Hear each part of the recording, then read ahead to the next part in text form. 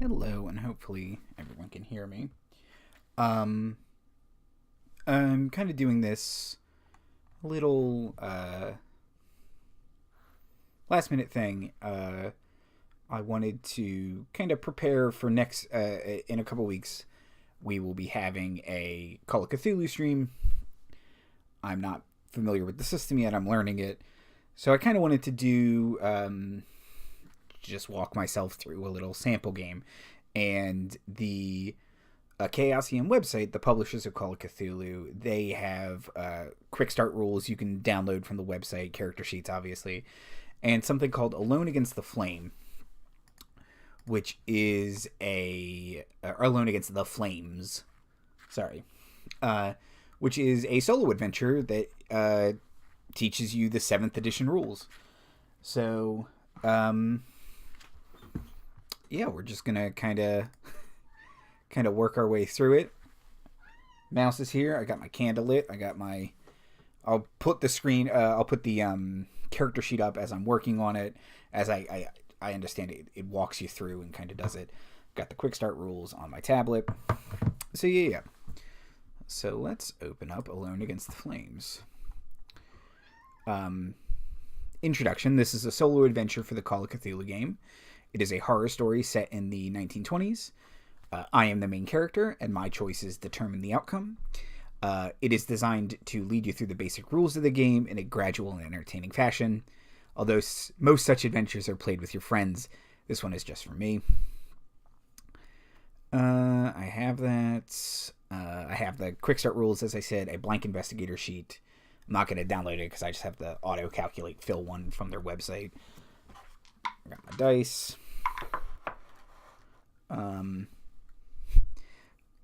You don't need to read the rules before you start playing. Just settle in a comfortable chair before a roaring fire. Then read on and follow the instructions. On second thought, don't sit too close to the fire. Now go to 1. It's like those old choose your own adventure books when we were kids. Okay. The sun is high in the sky, a merciless ball of heat. You feel scorched by the time you reach the bus halt in front of Osborne's drugstore. It's a relief to put down your heavy cases and take off your hat for a moment. You fan your face. It has been a long summer here, in your hometown, and yet a curiously empty one. You look across the street at the grubby butcher's shop, the grocer's with its faded awning, and the shabby tobacconist. Tobacconist? Is that the word for someone who sells tobacco? A tobacconist? I would have never thought that. Mistrustful faces glare at you as they pass, eyeing your clothes and luggage. It was your parents' choice to live here, not yours. You were happy down south as a child, among Providence's white-walled houses and leafy churchyards. Perhaps this new job in Arkham will supply the change you need. Yet, everybody you know in the world lives here. You know nobody in Arkham, not one soul.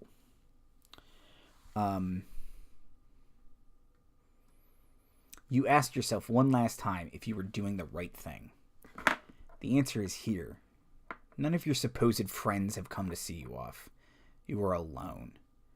Whatever challenge lies in Arkham, it will be a new life, and a brave one. A small gray motor coach approaches and rattles to a stop. You put your hat back on and pick up your cases. Go to 263. So let me scroll all the way down. 263. Oh, there's a little map. Let's see.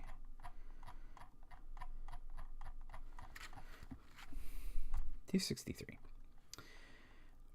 Two young men with sullen expressions alight from the coach. One looks you up and down before heading away.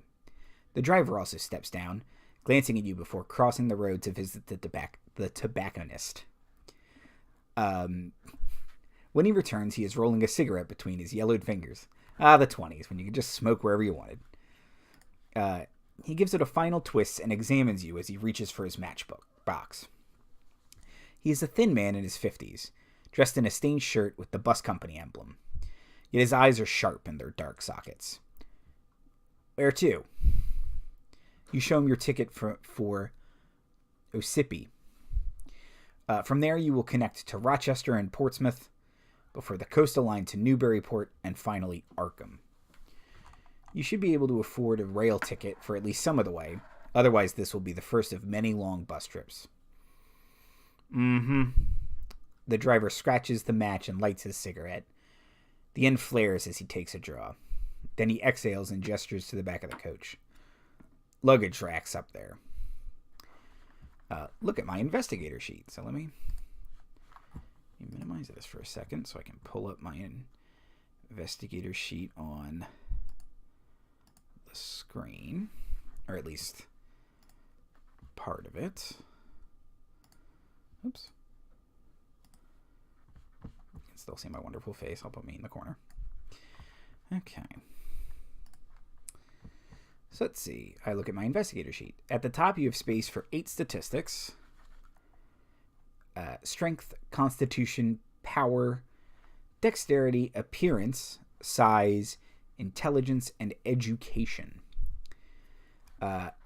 Allocate the following values among them, writing in the large square beside each: 40, 50, 50, 50, 60, 60, 70, 80. When I've done that, go to 8. Okay. I never like being strong character. Or, well, in this kind of thing, I don't think I want to be strong. I think I want to be smart. Oh, you can see, you don't have to, this is the character sheet you can download from the Chaosium website. And the great thing about it is you don't have to do any of the math, because the 40 is my base score in strength. 20 is if I have to make a hard check, and 8 is if I have to make difficult. And then for all the skills, when I eventually start to fill them in, for instance, let's just put a 40 in here. It'll calculate hard and difficult. I know, like I said, I've never played before, but I am vaguely familiar with the system. Okay, let's see. I want to be smart, I think. So let's go. Let's make intelligence my highest. Don't think I need to be dexterous or too sturdy. Get one more 50. Let's say I'm average looking. I get. Oh no, you know what? Let's go size average and appearance 60. I'm slightly handsome. Did I do this wrong? Why do I have? There's 1, 2, 3, 4, 5, 6, 7, 8, and I get 2, 3, 4, 5, 6, 7, 8. What did I do wrong? Do I have too many 50s? 40, 50, 50, 50. Oh no, duh. I'm being dumb. 60, 70.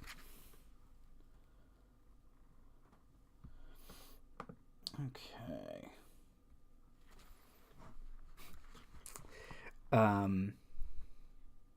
When I've done that, go to 8. And Liz said in chat, that's a cute character portrait. I haven't. That's just on all the 20s. All of the Chaosium sheets have different aesthetics for depending on the era you play in. So that nice flapper girl is just the generic 20s sheet person. So okay, scroll up to 8. Here we go. 8. The driver smokes and watches as you drag your cases to the back of the motor coach. The rack is set inconveniently high on the vehicle. You get a grip on the heavier case. If your size is 40, it is not. If your size is higher than this, go to 38. So if I was too short, I would have had a hard time putting it up there.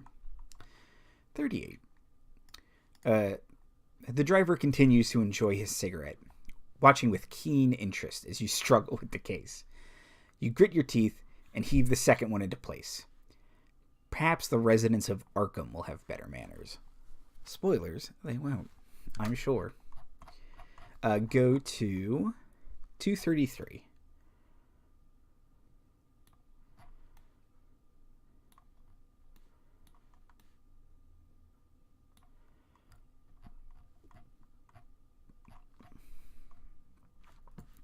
The driver flicks his cigarette into the gutter and steps into the motor coach.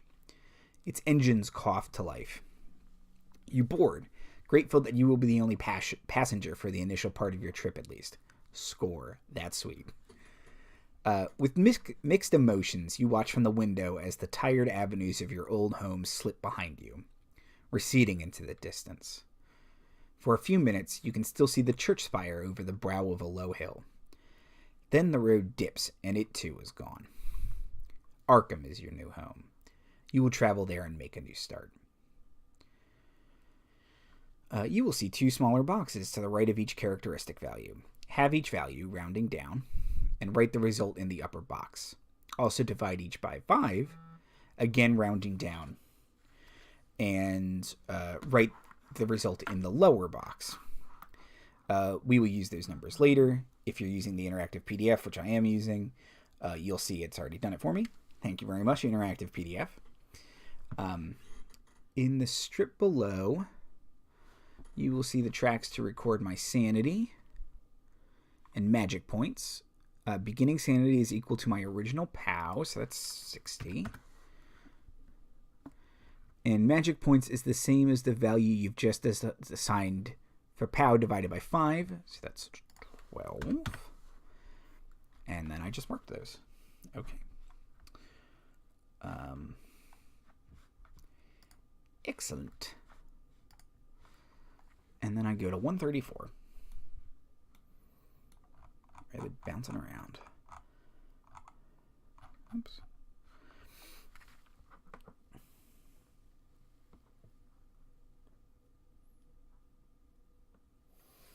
Okay.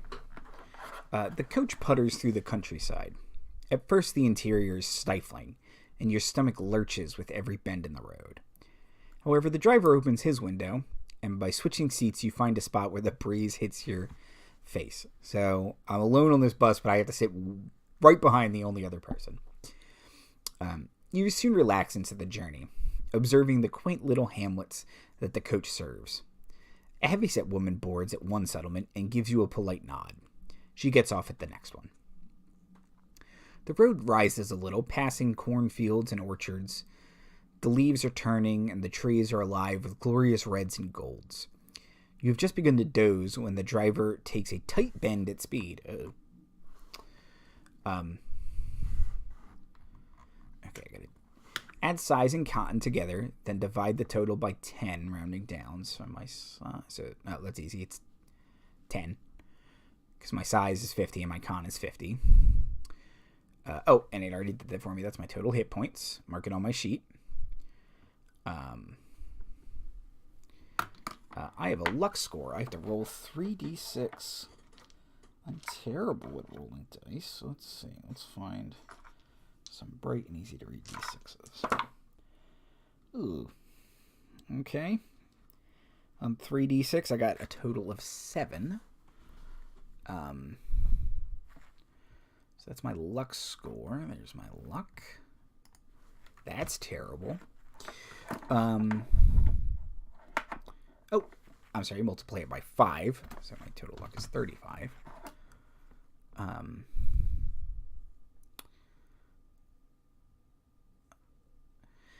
Now I must make a roll against my dex. So I roll 1d100. Let me grab my... There's my 10s.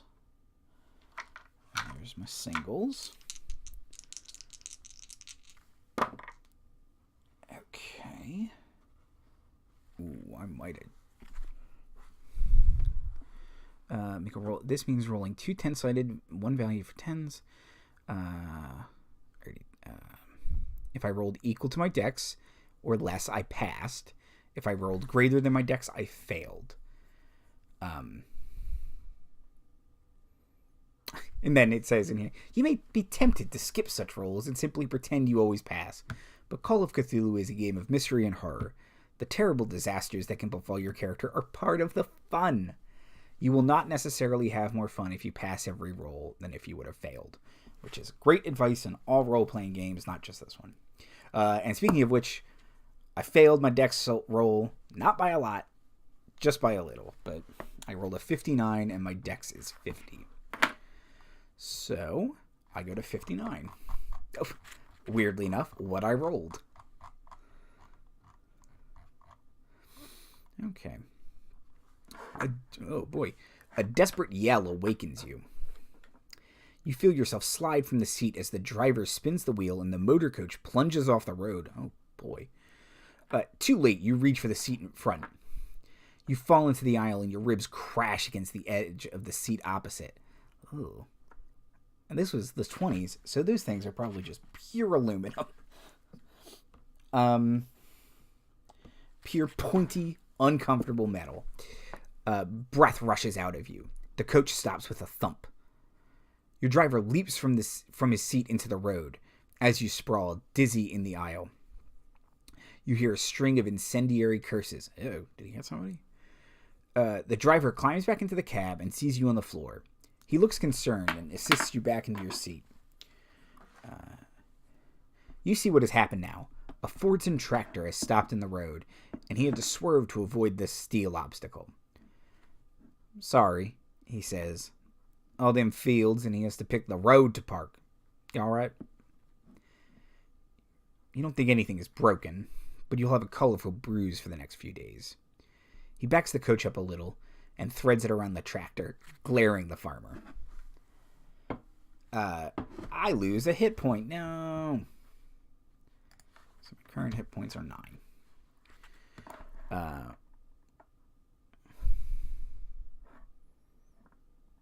Okay. And it just kind of explains hit points there. I don't have to read that because I know how hit points work. Here we go.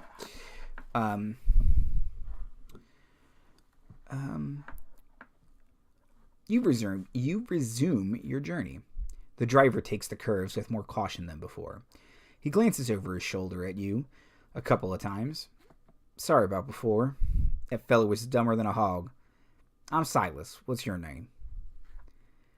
The accident was at least as much Silas's fault as the farmer's, but it doesn't seem shrewd to antagonize the man while he is driving you through the middle of nowhere. Make up a name for my character and record it on the sheet. You may add your age. For this purpose of your adventure, my character should be between 23 and 36. So I will just make them as old as I am. I am going to be a man.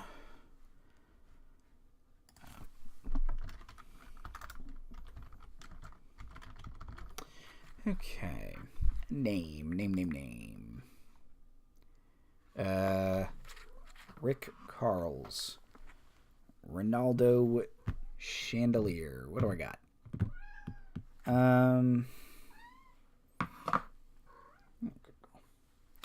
Mouse is in here playing with me. Let's see. Let's go with Peter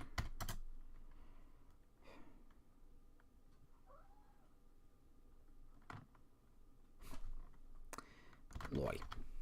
There we go. Named after Myrna Loy, the original Nora Charles. The only, there's TV shows and such. The movies, Nora Charles, the best one. Okay. The coach turns onto a narrower road, which weaves uphill through woodland. Silas becomes chatty. Going to Arkham, eh? Can't say I ever heard of the place. Went to Boston once. Didn't like it. Too much hustle and bustle. You got family there? A special someone waiting? The afternoon is wearing on. You see no harm in confiding in Silas about your new life. A job, eh? What's your line? Ooh, I can be an antiquarian, a doctor of medicine, a journalist, a private investigator, or a professor. Ooh. I feel would be amiss if I did not say I am a private investigator.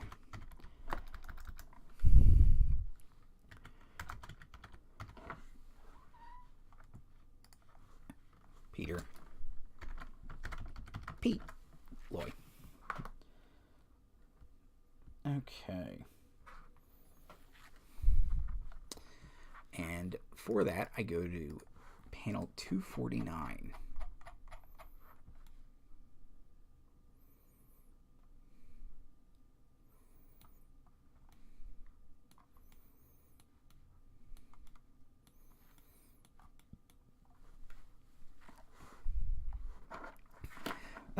You skirt around the details of the profession in your usual way, mentioning only that you have helped the police to clear up various problems in the past.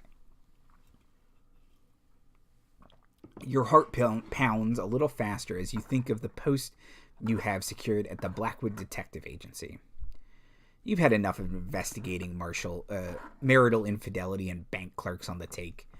It sounds like the Blackwood Agency is just the opportunity you need to cut your teeth on some real villainy. Oh, shit. Silas narrows his eyes, but he says nothing. Oh, boy. Okay, my credit rating is 20%. I don't have much money. Let's see, where's credit rating on here?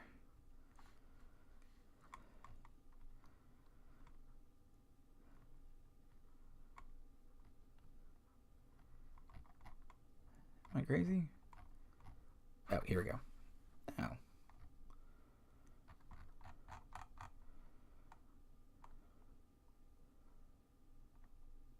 I'll find it. Okay. My occupation skills are art, craft, photography, disguise, law, library use, psychology, spot hidden, and one either of charm, fast talk, intimidate, or persuade. You may also pick any other skill except Cthulhu Mythos as a personal speciality. Allocate the following values among these occupation skills, writing in the large square. Ignore any starting values that are already mentioned on my sheet. So, I think, since I'm playing someone smart, I think I'm going to go with law as his oops, not 80, 70.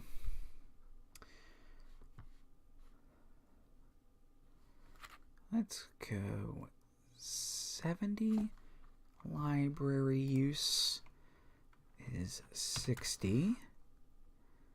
Spot hidden, 60.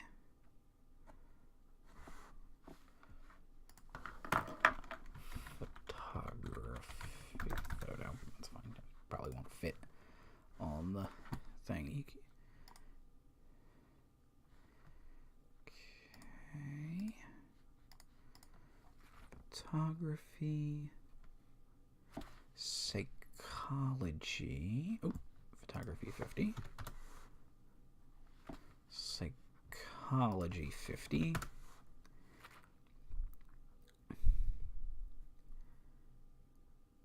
One more 50 and two 40s.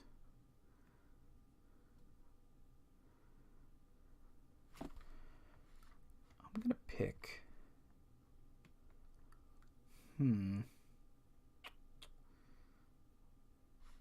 going to pick Fast Talk as my last 50. Disguise is 40. And... what am I missing?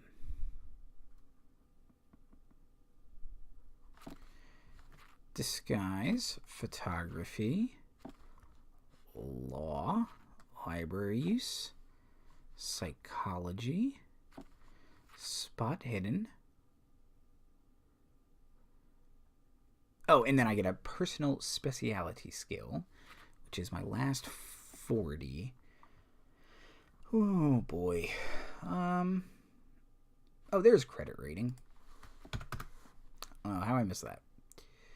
And do I check these boxes? It doesn't say. Okay.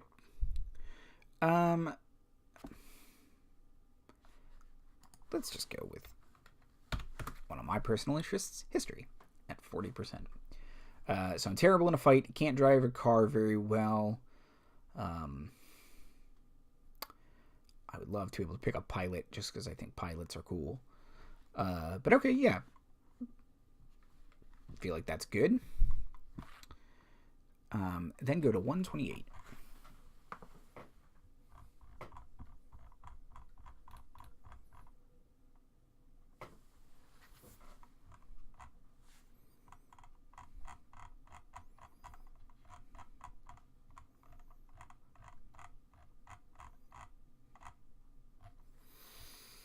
Okay. Oh. Okay. You realize Silas hasn't made a stop since the incident with the tractor. The motor coach winds its way uphill. However, your thoughts are interrupted as the road crests a ridge and you are treated to a magnificent view of the vista below. A creek snakes through the valley, breaking the rich autumn palette of the tree line. In the distance, the white mountains rise into a hazy cloud. There is no settlement, not even a cabin as far as the eye can see. Birds drift through the treetops, and you can just make out what might be 2 white-tailed deer lingering by the water. Perhaps you were making a mistake by moving to the city. Could you survive on your own in this lush wilderness? You have a base ability and most skills listed in brackets after the skill number on the Investigator Sheet. For instance, you have 20% climb and a base dodge equal to half my dex. So that is 25. Okay. Choose 4 skills which are not my occupation skills nor Cthulhu mythos. These are your personal interest skills. Boost each of these by 20. At this point, you may like to calculate half, and I already have those because of the sheet. Okay, so I have to boost something by 20. Well, I did say... What do I get? I get 4 of them? Choose 4. I think I want drive auto. Electrical repair sounds cool. Ooh, locksmith. Ooh, and listen. There we go. Okay, go to 144.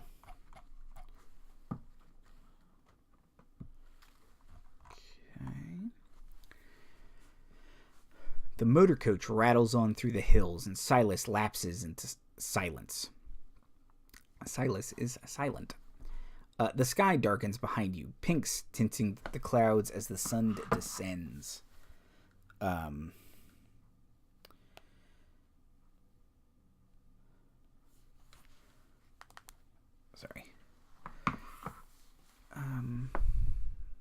Finally, a welcome sight comes into view, a settlement on the crest of a hill.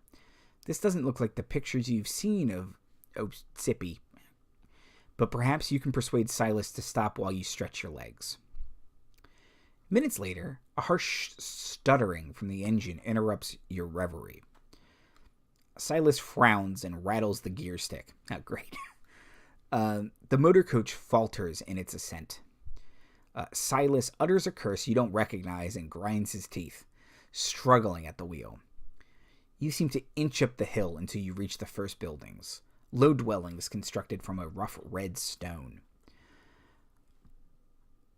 Silas wrestles the coach into a small bay off the road. He scrambles from his seat and makes for the engine compartment.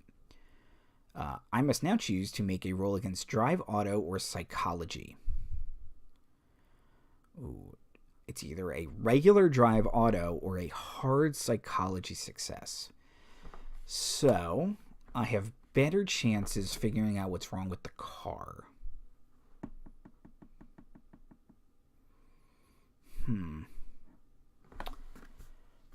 Oh man, I am curious about Silas. But I think I want to try for the drive auto. So my drive auto is 40. And I have to roll under 40. And I got a 15. Awesome. If I roll success, which also means I would have rolled a success in psychology. That's fine. Go to 174 with my auto success. The grinding noises you heard could, of course, indicate engine trouble, but they also seem consistent with bad gear selection and incoherent declutching. Does Silas not know how to drive this bus? I'm suddenly a lot more concerned. Yeah, okay, there we go. It seems highly unlikely that an experienced coach driver would suddenly get this wrong, even after a long day's drive.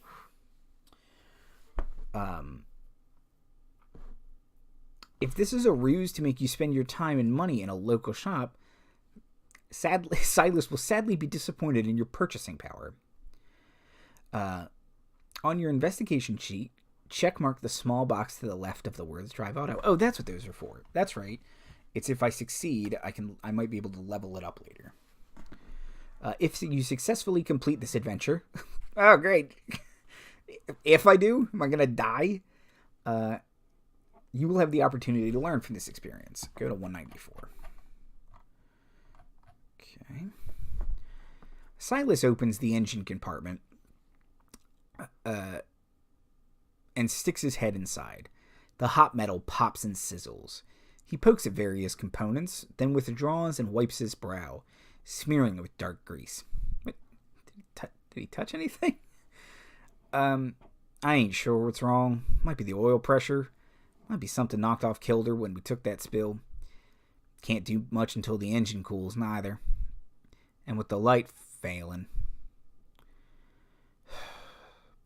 I reckon we'll be here through the night. He wipes his hands on a wet rag. The shadows from your surroundings are already long and the air is chilly. You feel stiff from the journey, and a night in the rickety coach sounds unappealing. Silas sees your dismay. This here's Amberhead, miles from any place. I only come through twice a week, but the folk here are good people. May Ledbetter keeps a spare room. She'll look after you. Up that alley, turn right, first house on the left. He scratches his cheek, looks again into the engine compartment, and spits on the ground. Meet me back here at 8 in the morning, and we'll see how we stand.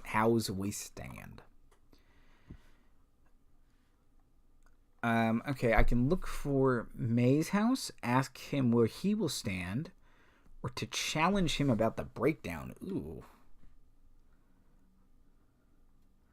Well, just because he drives it doesn't mean he knows how it works, but I don't really want to presume this guy doesn't know what he's doing. That's not very nice.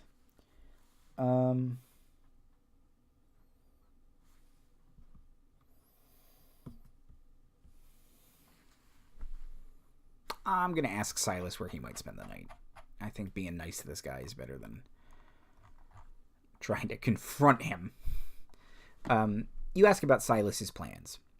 He gives the engine a sour glance before answering. I've got acquaintances here in the village. Reckon one of them owes me a favor. Enough for a bed and breakfast in any case. He stares at his grubby hands. Probably won't stretch to a hot bath. You don't seem to have a lot of options. You fetch your cases from the back of the motor coach. The last thing you need is for all your worldly possessions to disappear into some stranger's hovel overnight. Okay, that's a little judgy, but okay. But also, yeah, no, grab your shit. You drag your cases between the sullen buildings. Man, this place sucks, apparently. You feel surprisingly weary, considering you have spent all day sitting down. I know how that feels. Silas's directions lead you to a modest dwelling with a slate roof. A nameplate reads Ledbetter, and underneath a sign in neat copperplate reads Lodging Room. The lane around you is gloomy, but a lamp flickers in the window. A breeze chills your face. You're not about to begin your new life by sleeping in the street. You rap on the weather-beaten door. Up to 4. Let's see.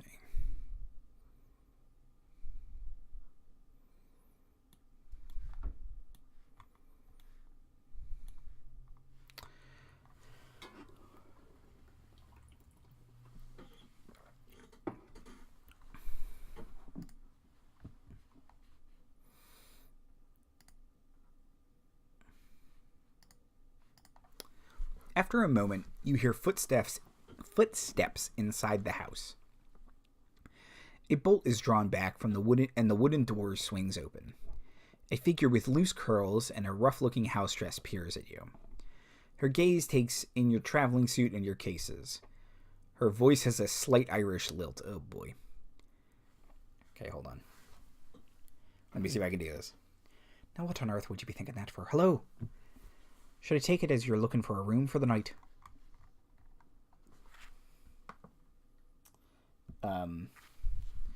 You inquire as to her rates, suppressing a grimace. As far as you've seen, the village does not offer you many alternatives. Oh, you'll find them very reasonable, she says. You look tired. I'm May. Come inside and we'll talk over a cuppa. The Ledbetter house feels cramped, with a low ceiling and simple fittings. Okay, I am judgy AF, apparently. But it is well kept, and a cheerful fire crackles in the grate.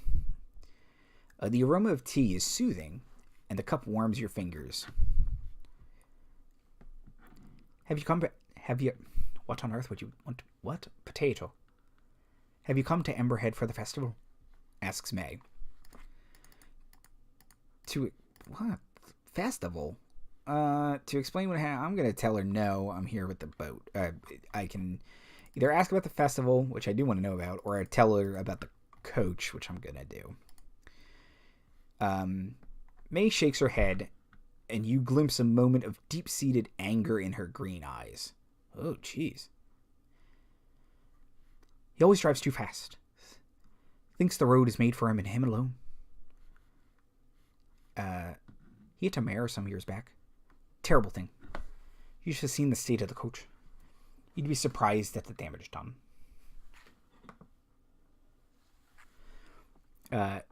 She sips her tea and gazes past you into the corner of the room.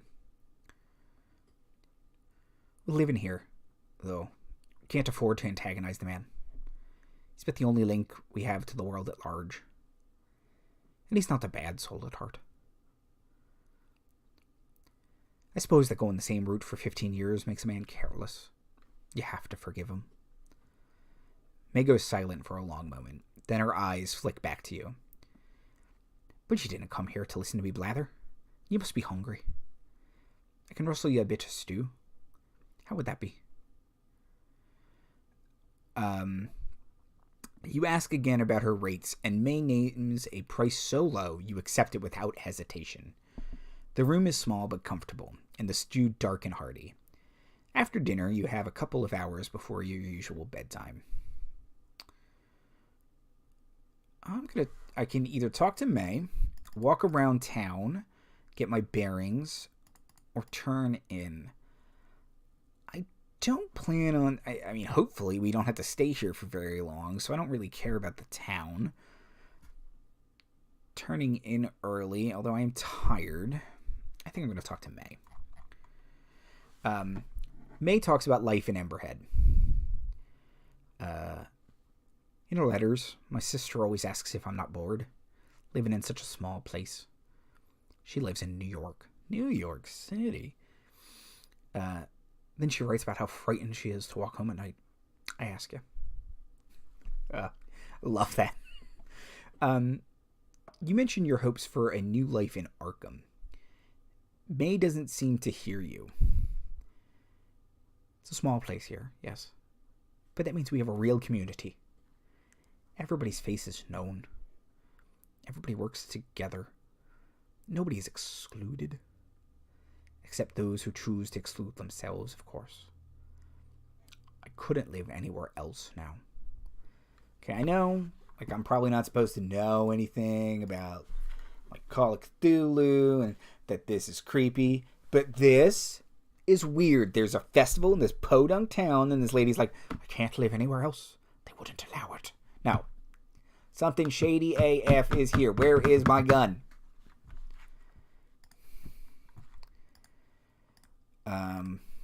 Okay. Make a charm roll. Okay. My charm is shit. Oh, I succeeded. I rolled a 10 on a 15. Awesome. Go to 39. Okay. As the hour wears on, May's upbeat manner descends into something more reflective. He was already doing that. What on earth would you want to be doing that for? It's not always easy.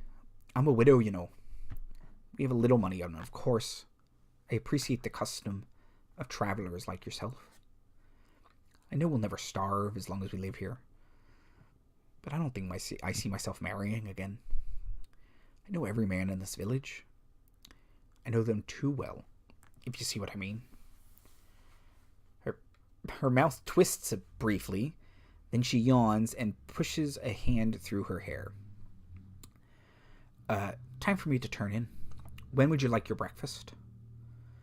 I get to check my little charm. Go to 63.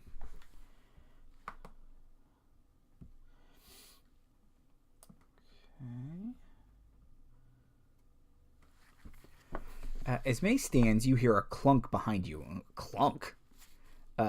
You look over your shoulder, but all you can see is a wooden door securely closed. May tuts. The young lady of the house shall have been listening to us. Ruth! Come and greet our guest. There is a short pause, and the door creaks open. Two wide eyes peer at you from the gap between tousled hair and a rough net gown. What do you say? The eyes blink. Pleased to meet you. Now go back to bed. The door closes again. My daughter Ruth. 10 years this summer. She's a delight and a torment all in one. Don't worry, she sleeps in with me. She'll not disturb you. Good night now. You retire to your room. It's a little chilly, but you were too tired to worry about lighting the fire. The sheets are clean and the bed soon warms you.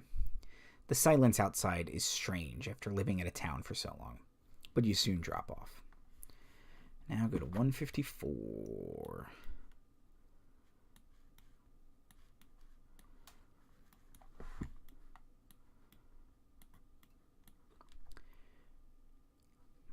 You dream of fire in the grate. Coruscating colors shimmering through the dancing tongues of flame. At first, they are tiny, almost microscopic, but they grow and grow until a kaleidoscopic inferno spills from the fireplace, spreading across the floor and up the sheets. You wake with a start. Daylight glints through the curtains. You get up and examine the grate, blinking the sleep from your eyes. It is quite cold. If you have taken any damage, you may heal 1 point from last night's sleep. I'm back up to my maximum hit points, back up to 10. Now go to 166. There we go.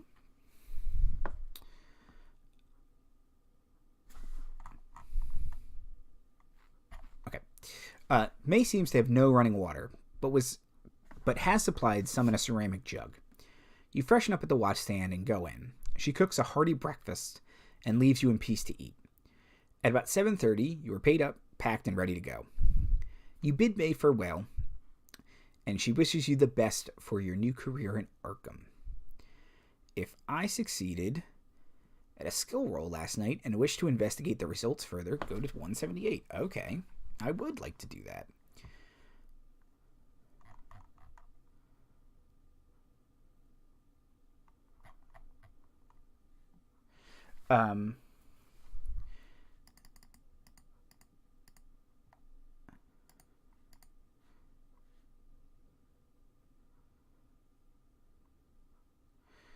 You retrace your steps from last night.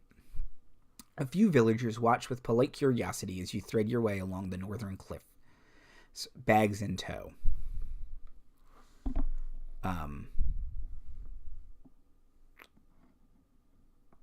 In time, you think you have found the spot. Heart thudding in your chest, you peer over the... wait, what?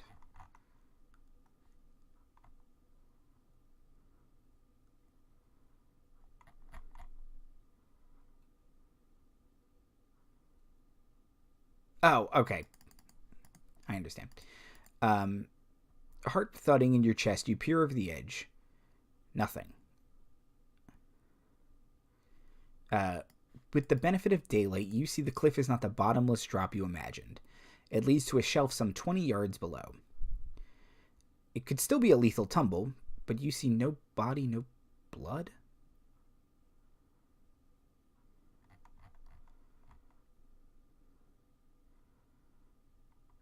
I don't know if I messed up somewhere, but okay. I'm going to make a spot hidden roll.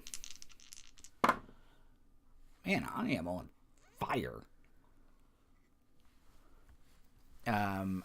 I succeed, go to 112. I get a 20, and my skill is 60. Your keen eyes pick it up after a couple minutes of scanning the cliff face. There are a series of protruding rocks combined with what looks like man-made incisions. The effect is an ingenious hidden stairway that leads down the cliff. No doubt the dark figure used this to descend safely. You look along the lower shelf. You see a few drab shacks off to your right. This might have been an interesting find. Were you not about to leave Emberhead for good? You have discovered a secret. If you ever need to climb or descend this cliff, the text will offer a hint. At that point, if you want to try the staircase, add 100 to your current entry number.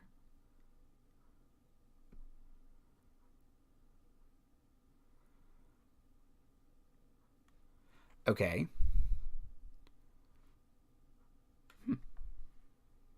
Yeah, okay. I think I did something wrong. Anyway, now I go to 192. Oh well. I learned about some stairs.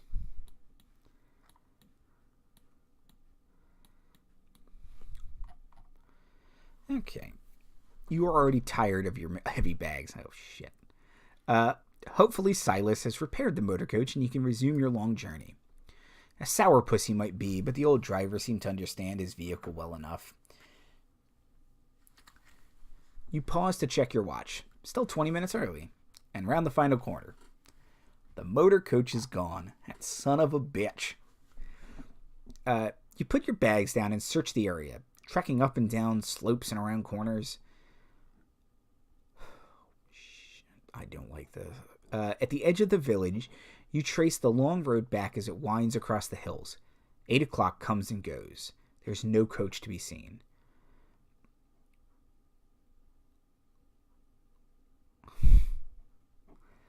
A passing villager notices your bags. Looking for the bus? I heard him take off at first light. He's due back in 3 or 4 days. If you need a place to stay, May Ledbetter rents a room. The man raises his hat to you and strolls on into the village. What the hell? You curse Silas under your breath. Perhaps he went for parts, but you wonder if the old goat has stranded you here on purpose. Go to 218, sorry. May is doing laundry and looks surprised to see you again. Forget something? When you explain the situation, she offers to store your bags while you try to arrange alternative transportation. You were grateful to relinquish the load. Nobody here has anything like a car. She strokes her chin and narrows her eyes. Oh, shit. Maybe you could find someone with a horse and cart for your bags? Oh, I could ask around later.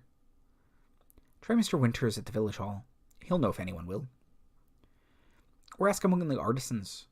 The workshops are first left on Silbury Street. She reaches over and squeezes your wrist. Don't worry. I won't see you sleeping on the street, money or no money. You thank May and turn to face the village. I mean, this lady's sad, but at least nice to me. Unlike Silas.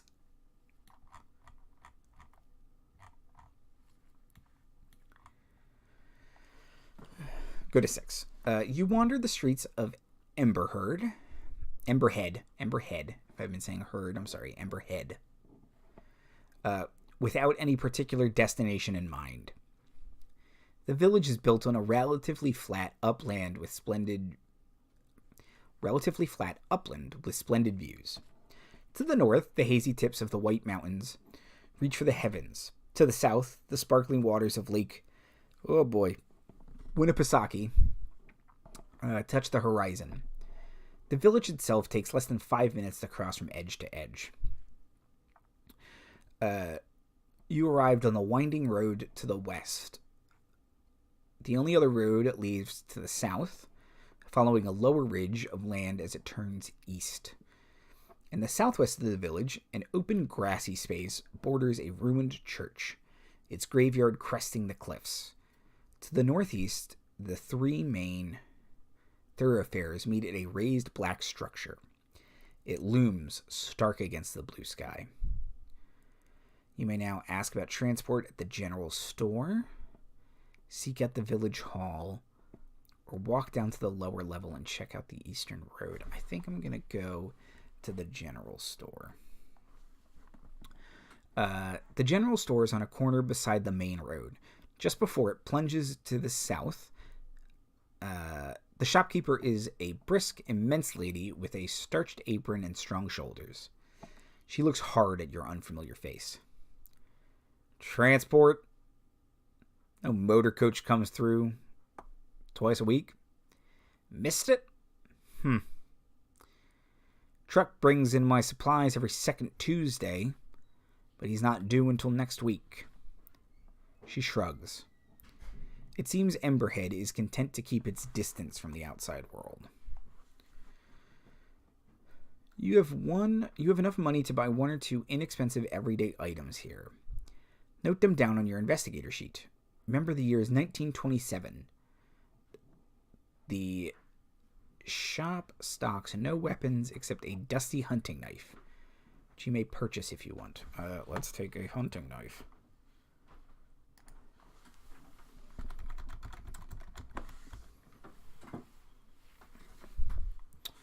Then go to 25. You are beginning to get your bearings in Emberhead. Would you like to explore some more? I may choose from another of the options below. Do not repeat a previous choice. Once you have tried 4 options, or before that, if you are ready to move on, go to 3. So let me write that down. 1 done, go to 3.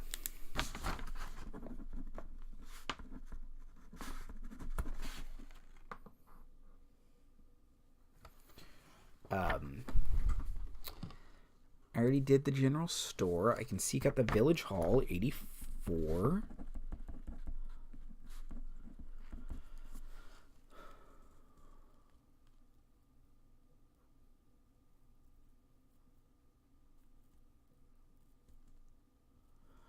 I can check the eastern road.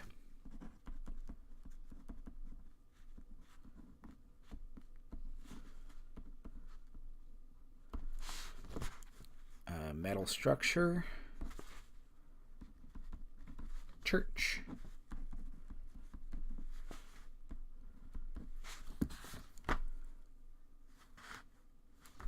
Locals with transport. So I pick 4. I think I want to try the village hall, the metal structure, the church, and the locals. So let's go to 84 first.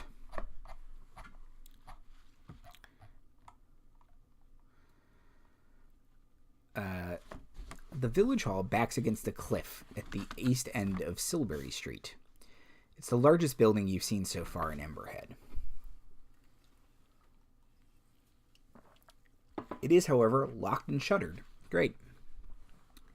You walk around it, peering through gaps in the shutters.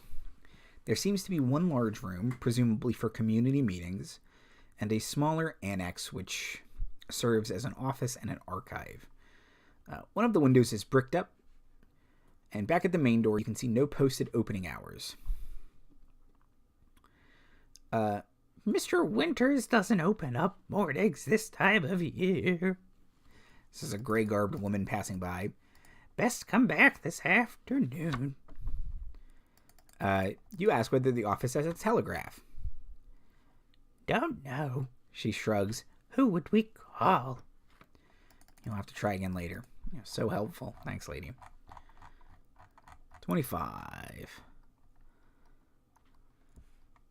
Oh, it's this thing again. Okay, so I did the village hall. That's a dead end. Let's go to the church.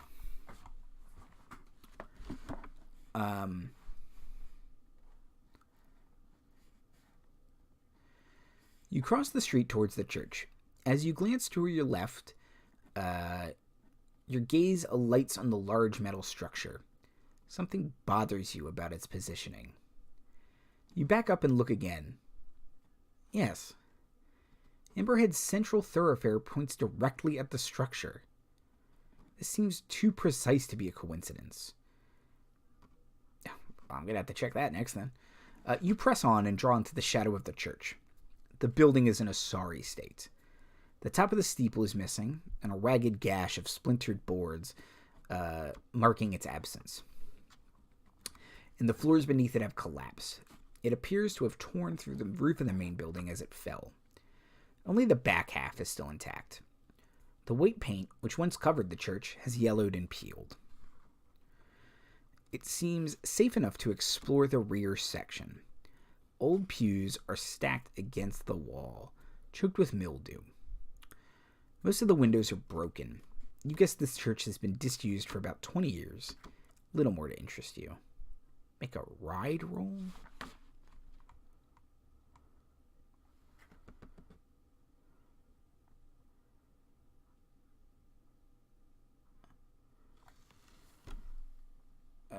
Okay. I make a ride roll and I have a bonus die, which means I take another 10s and take the lower. My ride is terrible. So I get a 41 and I have a 5% ride. I don't know what that would have done. Go back to 25. I'm going to go to this large metal structure now. So I've done two things. Head to the large metal structure.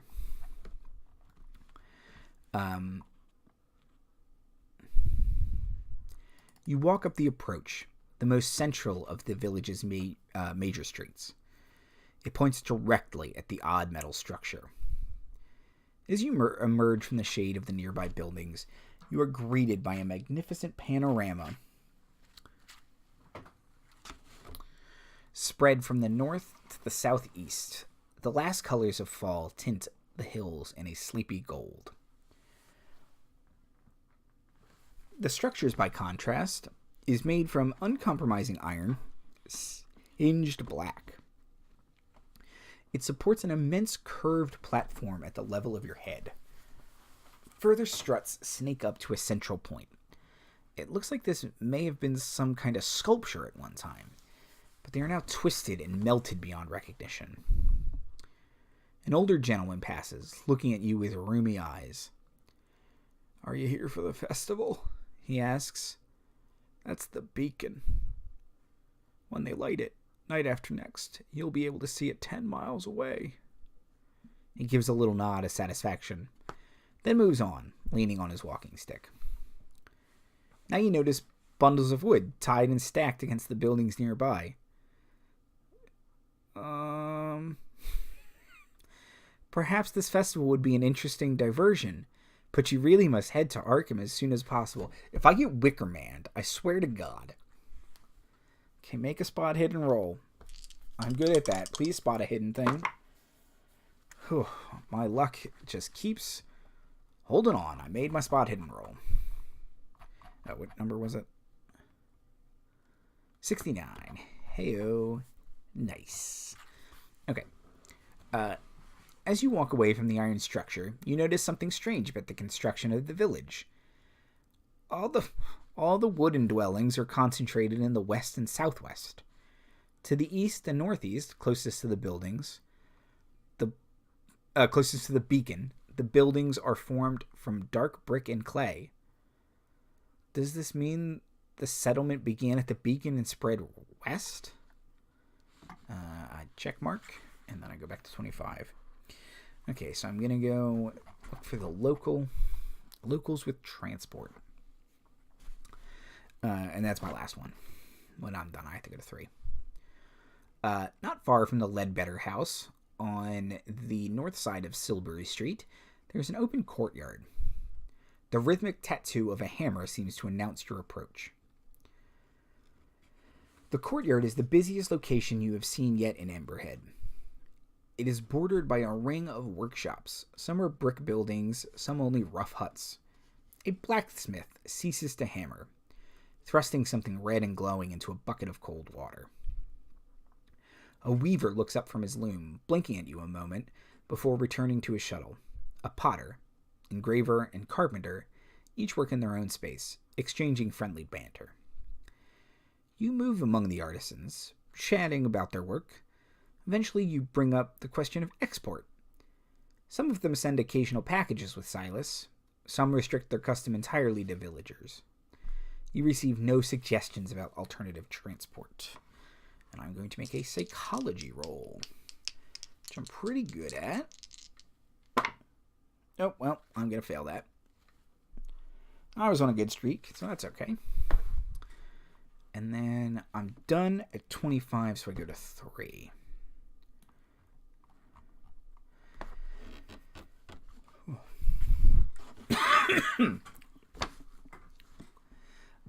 Your morning exertions have left you hungry. You roam the streets of Emberhead looking for sustenance. There's nothing resembling the busy cafes of your hometown, or anything that might be called a restaurant. It is beginning to look like you will have to get supplies from the general store when May Ledbetter comes down the street with a girl trailing in her wake. This must be Ruth. She notices you. She races past her mother and approaches you with a smile. This is a different Ruth from the shy creature of last night. As she reaches you, she stops and stretches her arms up in celebration. She looks up into your eyes. Abruptly, the smile drops from her face, and she looks several years older. "Get out before the festival," she hisses. "Get out!" She blinks hard, then scuttles back toward her mother. Not at all creepy. May approaches, wrapping an arm around her daughter's shoulders. She smiles. "How are you getting on? Have you found transport?" "They damn well know you know I didn't, May." Startled, you explain the frustration of the situation. "I tried Mr. Winters in the village hall. He's always in of an afternoon. You'll be hungry by now. Help yourself to any food in the house. Door's not locked." You glance at Ruth, where she's squirreled herself behind her mother's leg. Her eyes implore you to silence. Oh, I can ask Ruth about what she said.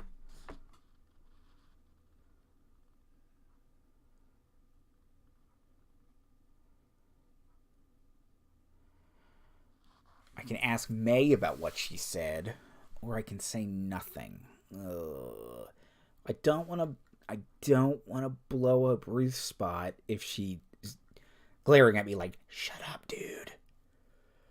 Don't really want to ask her mom about it, because her mom, while nice, is being kind of shady still. I'm going to say nothing. I'm going to 22. You take your leave of the Ledbetters and head toward their house. The door opens easily. In the low kitchen, you make a meal from stodgy bread and leftover stew. A little window opens a view to the mountains. If you learned one thing this morning, it was that Emberhead's streets hold little to occupy the visitor from out of town. But there are about 5 hours of daylight remaining. You could take some provisions and the bare essentials from your luggage and set out in hope of reaching another settlement before dark, or you could ask advice from this Mr. Winters. Oh, man. If I know anything about these stories, it's that, it's that one, walking out of town alone is probably a really bad idea. And 2, going to the mayor isn't going to help.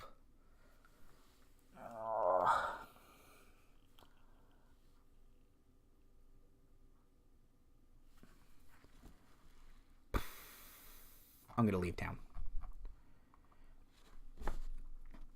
You take money, water, and some sandwiches. It seems polite to leave May a note explaining the situation and that you will return for your bags as soon as possible. The sky is flecked with cloud, but shows no sign of imminent rain.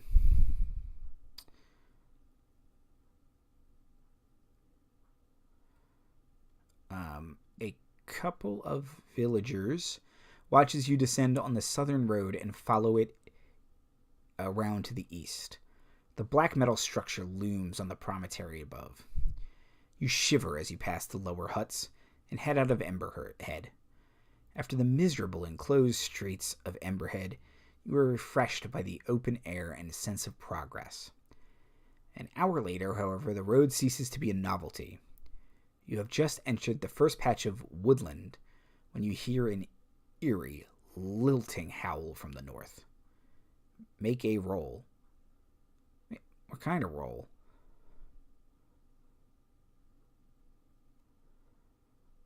Make a roll. I don't have a... I got a 21. I don't know. A listen check, maybe? I'm going to say I succeeded.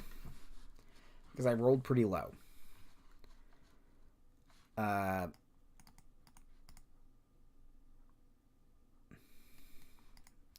Oh, it's natural world. I don't have that, so I'm going to go to 41.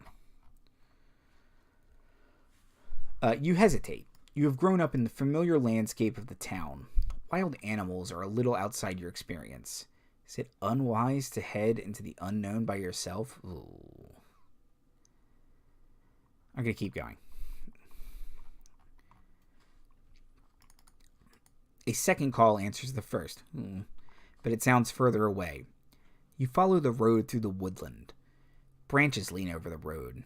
The foliage is quite beautiful, from gold to russet and a deep, rich red. Fallen leaves crunch beneath your feet. After about half an hour, you emerge from the trees. Whew. The road makes a lazy curve around foothills ahead, into another patch of woodland. A rough track seems to offer a shortcut through the woods. Oh, boy.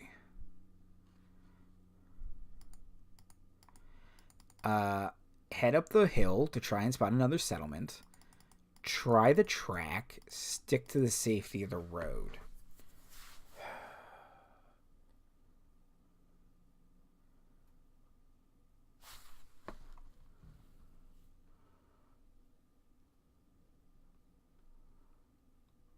I'm going to try and get a better view. The gentle incline is misleading, and your forehead is damp by the time you reach the top of the hill.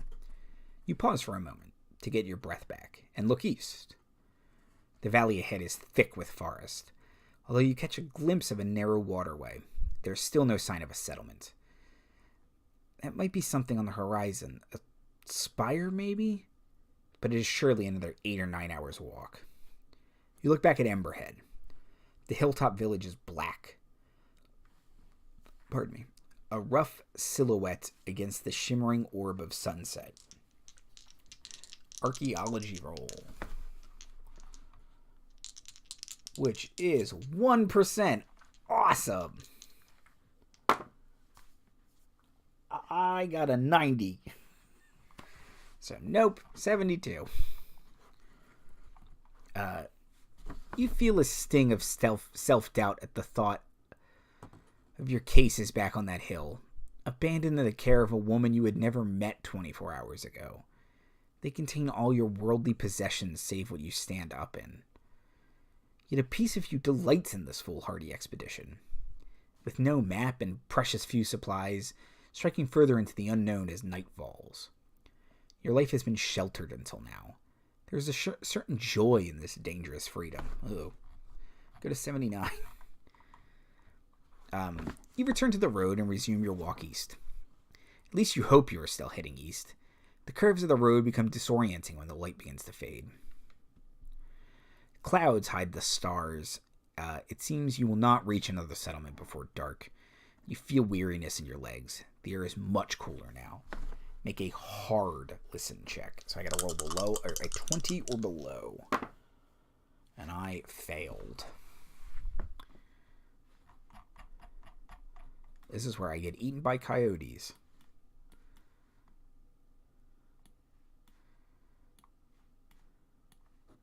For being an idiot. 234. Here we go. Another cry splits the gloom. is the same unearthly call you heard when you entered the first patch of woodland, but this time with a grating undertone that makes you shiver. To take refuge in a tree for the night, 208. To keep walking, 215. Oh boy.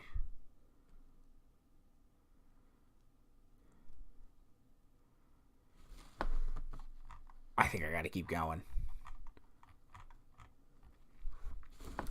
Unappealing as it is to keep walking through the dark, the idea of hiding up in a tree where wild animals congregate to plan your slaughter is even less appealing. Sooner or later, this road must lead to another settlement. You step up the pace. Go to 264. Ooh. The eerie howls draw closer. They come from either side. One calls and is answered by a grim chorus. Thick and hungry. They have a strange and desperate edge. You are walking as fast as you can now. You hear your own breath coming hard. The trees in this area are too young to support your weight. Perhaps you should just run. But how long could you run before you had to stop? A clump of low, dark bodies slink from the trees, blocking the road ahead. Each silhouette has high, pointed ears. Their eyes glint in the moonlight. I have to make my first sanity roll. I did pretty good. I succeeded. I got a 269. Even as the beasts fan out around you and black fear rises in your chest. Even as the beasts fan out around you and black fear rises in your chest, you sense something is wrong here. Yeah, no shit. The pack makes irritable, awkward movements, not the patient, predatory approach you might expect. They draw closer, circling you. You hear the rasp of their throats, smell their thick, musky scent. They burst into flame. You gape, fumes filling your mouth and nostrils as the creatures ignite. Eyes wild, their fur blazes. Waves of red-tinged fire dripping from their slavering jaws. They howl, a woeful cacophony, and one springs at you with insane, burning eyes. You stagger back, gulping the choking vapors, and you fall. I lose 1 sanity point. Go to 13. I succeeded, and I still lost a sanity point. Let's go to 13. Are the villagers trying to protect people from these werewolves or whatever they are? 13. The skin of your face feels warm. There is a mattress beneath you. You blink against the sunlight. Okay.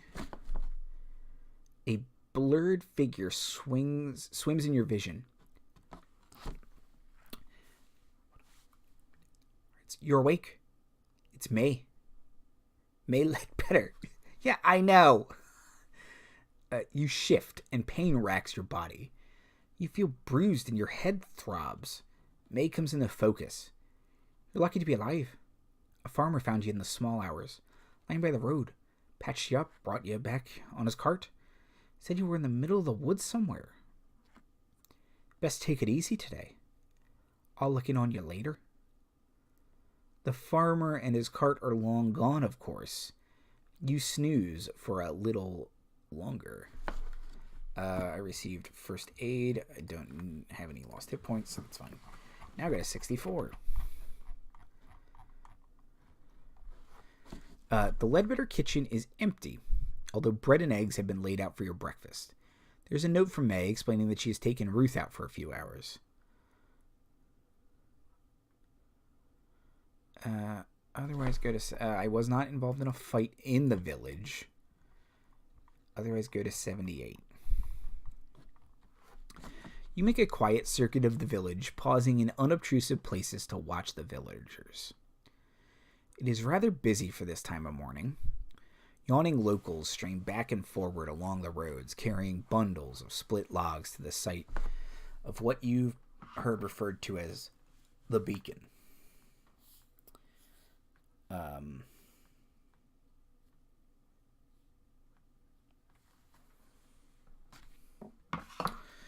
You see two figures already up in its superstructure arranging the wood. The festival bonfire will be most impressive. Most impressive. But you do not intend to stay. But do you intend to stay to see it? No. You suspect by now that something is amiss here. Oh, no shit. While the villagers are distracted, you may do some illicit investigation. Ooh. Or you may simply leave town without looking back. No, I tried, and I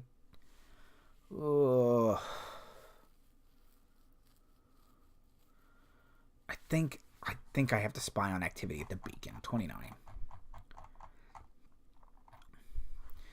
The northern side of the village is bustling. You are unlikely to remain hidden there for long. You head in the direction of the church, and then move up to the east side behind the houses. A drop looms on your right. One particular section of ground is quite narrow. You have to hug a building for support. You may give this approach up and go to 120. To proceed, compare your size to your dex. If your dex is higher, if your size is higher,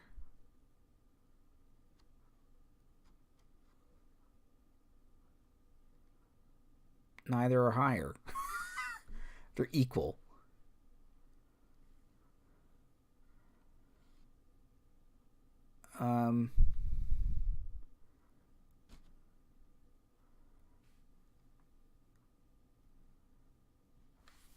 I'll make a roll. And I succeed. So I go to 42. The turf sinks beneath your feet and stone crumbles from its edge. Alarmed, you grip the building and ease yourself forward. Finally, you have a good spot to watch the beacon. You lie concealed in the grass and watch the activity around the beacon. Villagers bring in yet more bundles of tinder and stack them in neat bundles. Another shift passes the bundles up to a pair of men standing on the raised platform of the beacon. They're constructing a triangular structure resembling a giant campfire. As you watch, you are struck by the manner of the laborers. This is their festival. You would expect a cheerful atmosphere and some lighthearted conversation. Yet the faces of some show resignation and detachment, and others a naked dread. You watch for a good half hour before you slip away. Go to 120.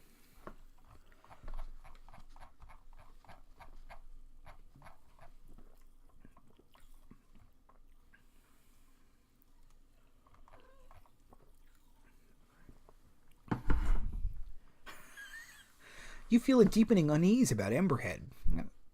I don't pick up on that. And this day in particular. Once I attempted 3 of these options, I go to 98. So it's one of these. So once done. 98. I get 3. I gotta search her bedroom, go to the...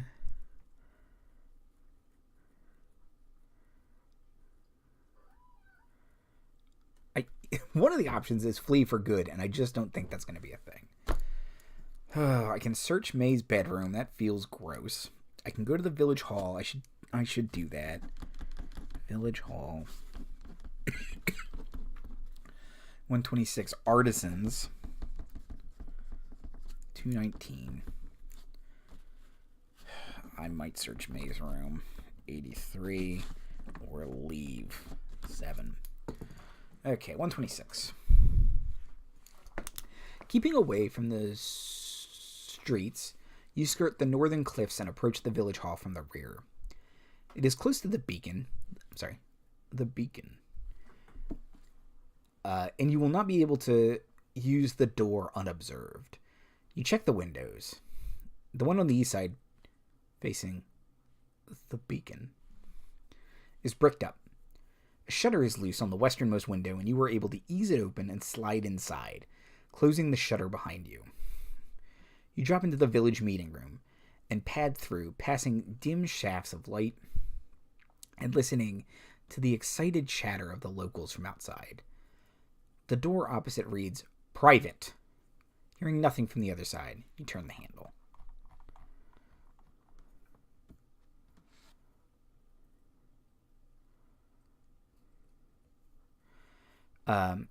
The room is lined with books. In the corner is a small water closet and pantry.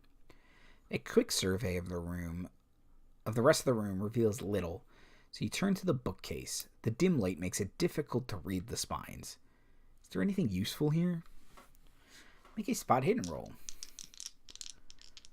I have not examined this before, so I don't get a bonus. Man, I am rolling great.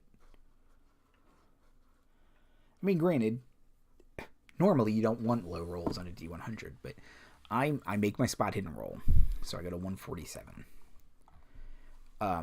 You're looking along the spines when you notice how close the bookcase is to the window in the north wall.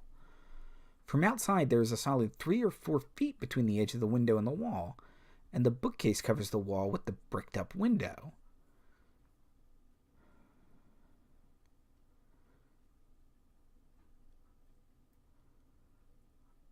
Okay.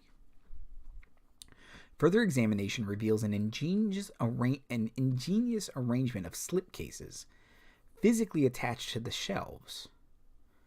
When you pull to the left, an entire section of the bookcase swings out. Classic. The clatter of activity around the beacon seems to be building, and you flinch at every conversation that gets too close to the building's door. To investigate it, I have to investigate it. Who doesn't go behind there? You squint into the darkness behind the bookcase. It is a small alcove, big enough for one person, and has a hidden shelf on either side. You cannot make out any titles in this light. To risk opening one of the windows a little, 165, or grab a few books and leave. Go to 159. I'm going to grab a few bucks and just go. You slip from the building, clutching some of the more portable volumes. In the shadows behind the artisan's courtyard, you examine them. To your disappointment, 2 of the 3 are in a script unknown to you. Oh, great. Another appears to be in Egyptian symbols. There is a spidery, handwritten copy of something called the Emerald Tablet. But perhaps most intriguing is a small book of strange poetry. Bound in black. Published in Boston in 1919. The cover reads, Azathoth and Others, by Edward Derby. You'll have to hide the larger volumes, but you can pocket the Derby book. Oh, great! The Derby volume will require about a week of study to fully comprehend. If you survive this adventure, you may read 171 for more info about it, okay? For now, go to 120.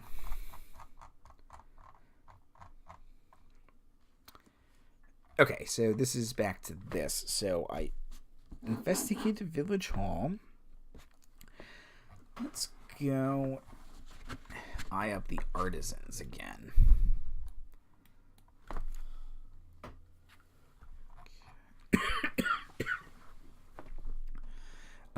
You approach around the lack of the buildings in Emberhead's northwestern corner. By this time in the morning, you would expect activity in the artisan's courtyard, but the benches and anvils sit deserted. Your footsteps echo off the surrounding walls. One of the workshops is shut up and padlocked. You peek through the joints, but you can see nothing inside. Let's try and crack the padlock. You examine the padlock. It is old and not particularly secure. There are plenty of metal shavings around that could work as improvised picks. But can you really pick a lock?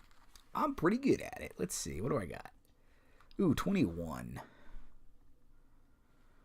Make a locksmith roll. You may double your skill for this roll only. Okay, so it's 42.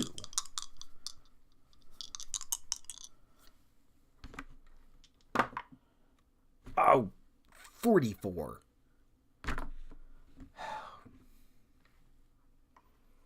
I think if this were a normal game, I could spend luck to get that lower, but they haven't introduced that concept yet, so I'm not going to do it. So close. Okay, 238. For I failed. You step back from the door and regard it in frustration. A crunching noise distracts you, and a human shadow falls on a nearby wall. Someone is approaching. You melt away in the other direction.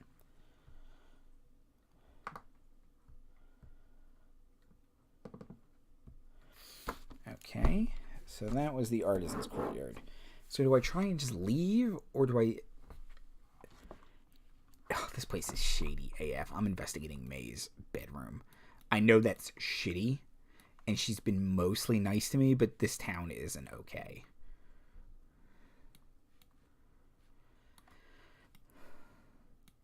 And how'd her husband die?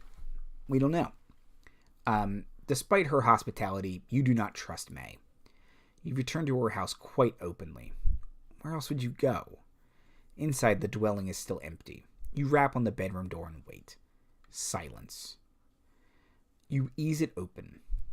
The bedroom is in marked contrast to your own neat space. Dirty clothes are piled about the floor. On a rough quilt lie school books and cheap novels. You notice a raggedy old doll, discarded, on the side of the bed. Spot hidden. 21. That is good enough.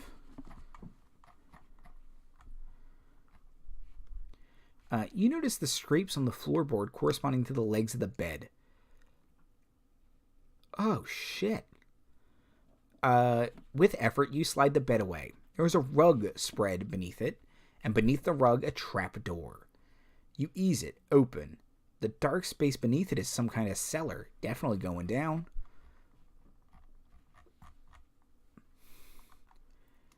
The daylight barely offers enough illumination to see, but a hot lantern during daytime would be very suspicious. You squeeze beneath the floor and glance around. Your first impression is that May keeps her junk here, for there are so many boxes of different size piled in untidy heaps. It takes a few seconds before you realize that they are all your traveling trunks or They are all traveling trunks or suitcases. There are about 20 of them. The implication hits you hard, yet you maintain enough control to check the luggage tags. You count 8 or 9 different names before you stop. Scrambling back to the bedroom, you close the trap door with trembling fingers, returning the bed to its place. Okay. I did 3 of these, so I go to 98 now. Wish I had checked her bedroom first and just left. 98. You are contemplating your next move when you see one villager, a bald man with a damaged ear, watching you intently. Some instinct makes you walk in the other direction. Then you see the others. Ahead and to your sides, a wary teenager, an evil-eyed matron, a man hefting a club. They are not staring as obviously as the first, but they keep you under watch, and they are closing in. You cannot hope to overcome 4 of them at once. To try and lose them in the buildings, that's not a good idea. They're going to know their town better than me. So I'm going to try and run for it. 164.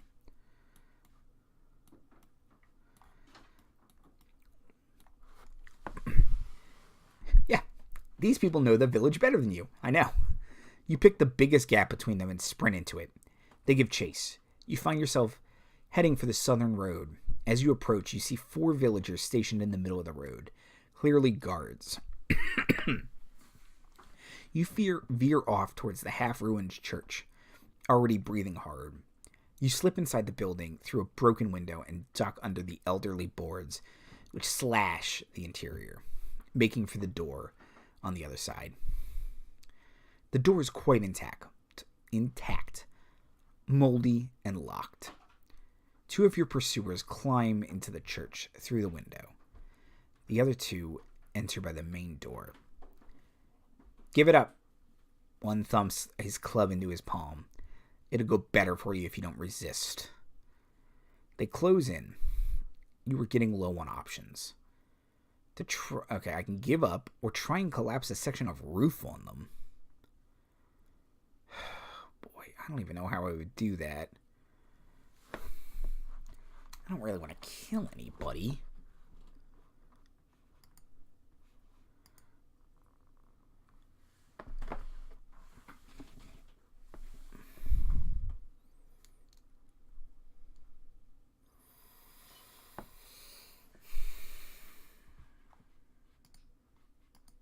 I'm going to give up.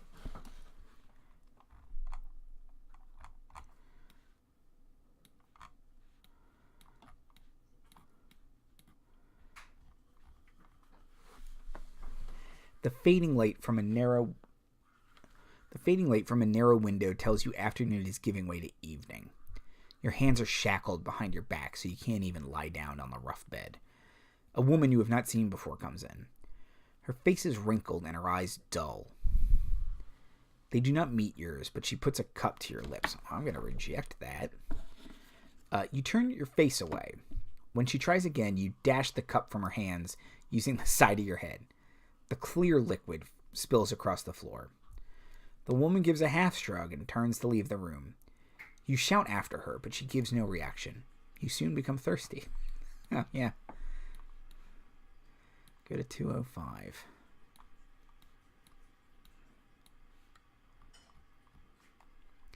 As the light fades outside, your little prison becomes dark. You can hear much activity around the building. Occasionally, an orange glow passes the window. The only comfortable position in the shackles seems to be to sit against the end of the bed with your arms hanging behind you. You need to concentrate and come up with a plan. There's clearly no escape from your bonds, and you do not know exactly what captors want from you, but you cannot ignore the fact that they spent the entire day constructing a massive bonfire. 27.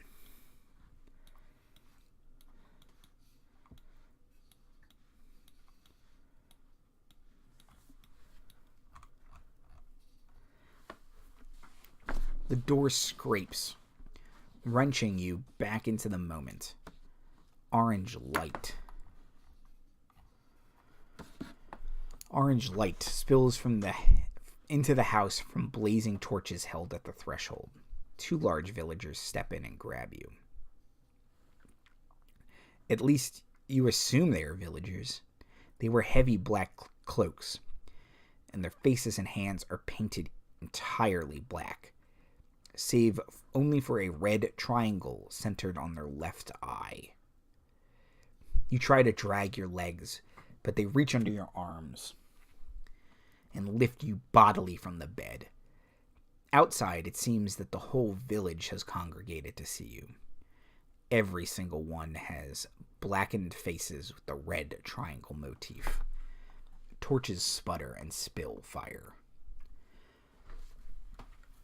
You struggle, but you can see physical resistance is hopeless. You are marched to the central street and turn to face the beacon. I'm about to die. Well, I knew this could always happen. Sorry, Pete.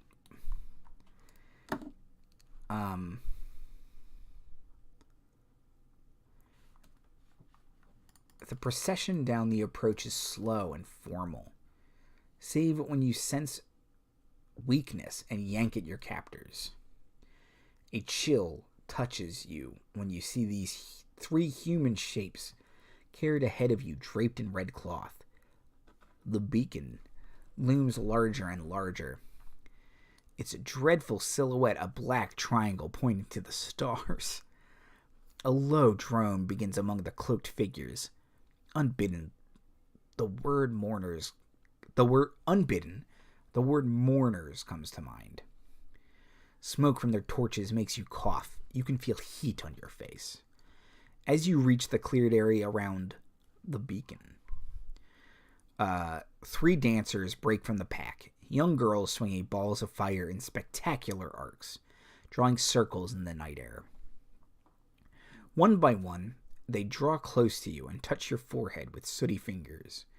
Each kisses you 3 times on the left cheek, right cheek, and then forehead. Then they whisper in your ear. The smell of kerosene fills your nostrils. Make an appearance roll? Okay. My appearance is okay. I succeed my appearance roll, so I go to 10.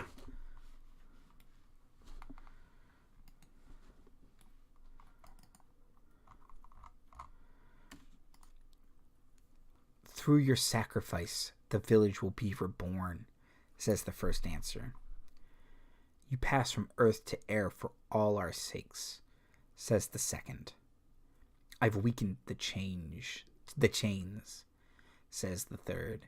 Don't try to escape until the flames are high enough to hide you. Oh, you stare at the third dancer. In that inky visage, you clearly discern the frightened features of Ruth.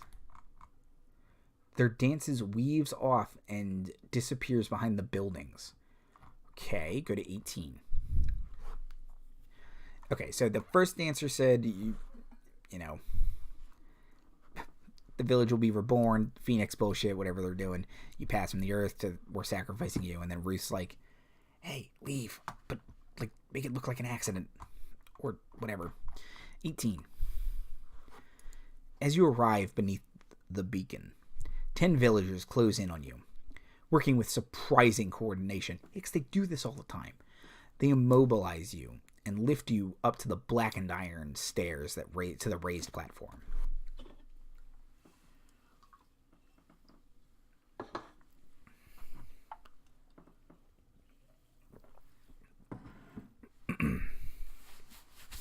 You cannot help but shiver at the sight of the central framework, twisting from past blazes, and what you can now clearly see to be fastening points for chains. None of the eyes meet yours as they lash you to the metal. Oh, so they're cowards, thanks. The village sings now, something rhythmic and ancient, carved from odd symbols. A second group ascends to the beacon, carrying the 3 red-draped bodies. With reverence, they arrange their burdens in a triangle around your feet.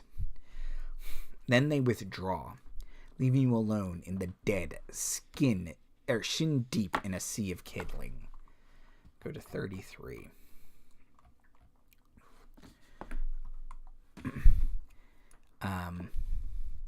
It seems the entire village is gathered around the beacon to watch you burn. Behind the face paint, you recognize May, and yes, that is Silas, the coach driver standing at her side. The audacity and the scale of this deception staggers you. A man steps up on a dais and raises his hands with quiet authority. The frame of his spectacles obscures the red triangles on his face. So, we draw together here again on the night, as we do each year, and we give thanks to the one who will preserve the village against the fire of the void. You will be taken by the ones from above in our stead. Your death will bring life to our streets and bounty to our fields. It will safeguard our children and our elders alike for another year. We salute you. He bows his head. All around the beacon, bearers step forward and lift their torches to the edge of the raised platform. A ring of tiny flames flicker up and around the perimeter. As they wink, the singing of the villagers drops into an unearthly rhythm. To throw all your remaining strength against the bonds, go to 44. To wait, go to 40. The flames haven't hidden me yet.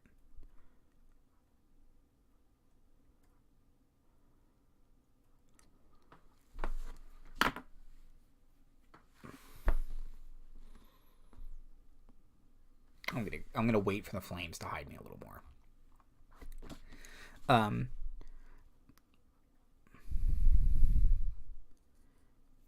The flames snake across the kindling, catching and rising. Smoke rises, and it becomes difficult to see the villagers.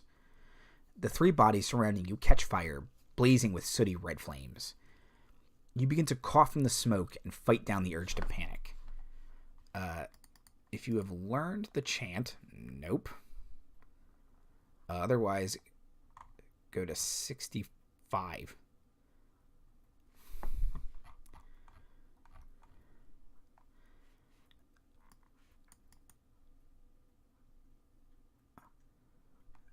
Okay. Oh boy, me not being strong is going to be my downfall here. Flames lick at your legs. Your eyes water. You are shrouded in smoke. It might be your imagination, but you think you can feel a slight give in the chains. You throw yourself against them, giving no thought to how they bite into your wrists. Okay, so I take 1d6 damage from the fire. I take 2. That's not so bad. So I go down to 10. I'm sorry, 8. It doesn't reduce me to 0, so I'm not burned to death. And I make a strength roll. Oh boy. Come on, I've been rolling hot all night. 31. Not today, Cthulhu. Okay, I succeed. Go to 93.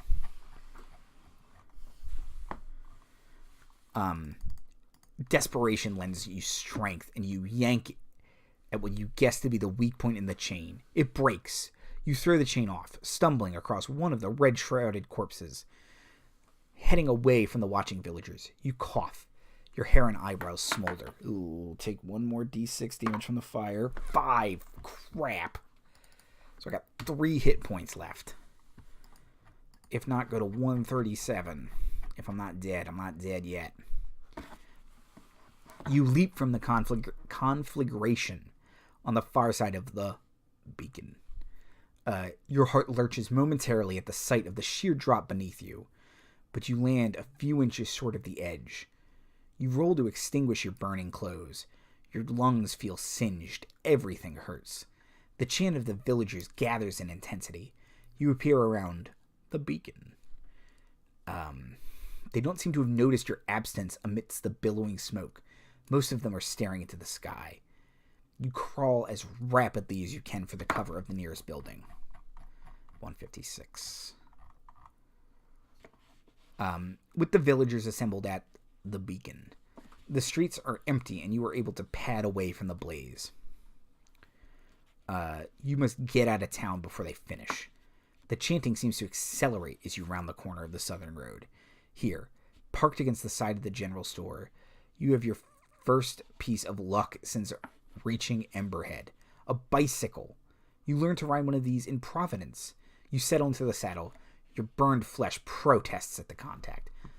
No, I'm not going to wait around and look. I am leaving. It takes a moment to recapture the skill of riding a bicycle. But after the first turn to the east, there's a long downhill out of Emberhead. You hear screams and crackles above you, but concentrate on balancing and working the pedals in your weakened state. You've had too many hopes dashed in this abomination of a village. You keep your head down and ride away. 20 minutes later, with no sign of pursuit, you stop for a breather at the top of a hill. You can see Emberhead rise in the distance. The entire village appears to be ablaze. The dark column of smoke above it visible for many miles. But if the village is as isolated as it seems, help is unlikely to arrive in time. You watch the place burn for 5 minutes. Then you mount the bicycle again and ride towards civilization and dawn. Congratulations, you have survived this adventure. I did it! I may keep this character sheet and use it for another Call of Cthulhu scenario. If I have checked any of the boxes, I will have the chance to improve them through experience. The end. I want to read what that book does.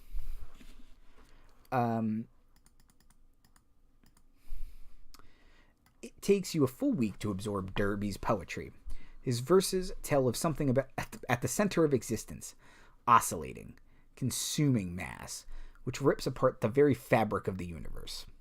Its emissary, named the Faceless Ones, sometimes the Crawling Chaos, brings a terrible derangement to all it touches. The words have a certain quality, not of vivid imagination, but of hopeless revelation. As you spend time with this volume, you notice insidious connections between the poems, which begin to disturb you. Make a sanity roll.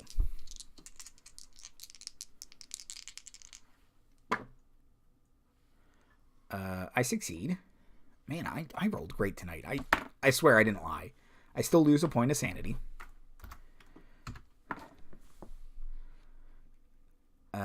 You may gain 4 points of skill. You will never again rest quite so easy. I'm going to improve.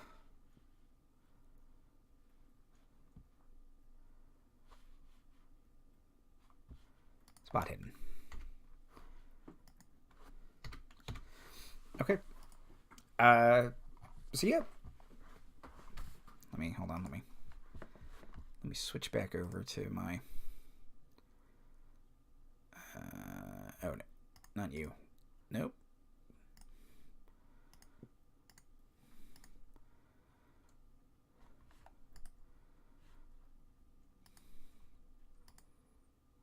There we go. So yeah, that was Alone Against the Flames. I think we all kind of saw where that was going. Evil Town, all that jazz. That was super fun. I recommend checking it out for yourself. There were plenty of other ways that could have gone. And heck, even if I escaped, that town might not have burned to the ground. And next time some poor dummy wanders in the town, happens all over again. It's available for free on the Chaosium website. It was really fun. It walks you through building a character real fast, although that's not quite how it works in the game. There's more dice rolling usually. But yeah. So that's that. If you want to follow me on Twitter, I'm at Andy Hatton. Next week, Monday, is the first episode of our Stars Without Number stream, Phantom Horizons. And Wednesday is another episode of our every other week D&D stream, Task Force Unlikely. And then check out our channel in a couple weeks. We will be having our first Call of Cthulhu stream, where we will be building characters, doing a bit of a Session 0, and it will be using the Down Darker Trails sourcebook, so it will be set in the Old West. I hope this was somewhat enjoyable to watch. It was very fun to play, but yeah, that's it. Have a good night, everybody.